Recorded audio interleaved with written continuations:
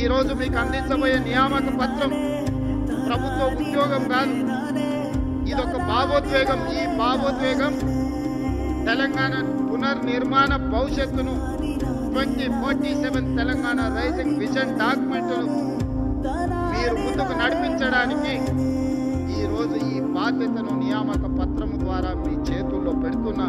దీన్ని భద్రంగా కాపాడి 2047కి దేశంలోనే $3 ట్రిలియన్ ఎకానమీగా ఈ తెలంగాణను తీర్చిదిద్దే బాధ్యత మీరు. ఆనాడు నేను అధికారంలో ఉంటానో నాకు తెలియదు, కానీ మీరందరూ ఆనాడు అధికారులుగా ఉంటారు.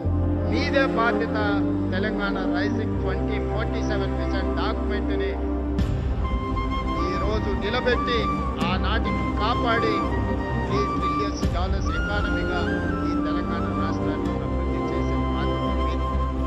ఈరోజు మీకు ఇచ్చే బాధ్యత ఈరోజు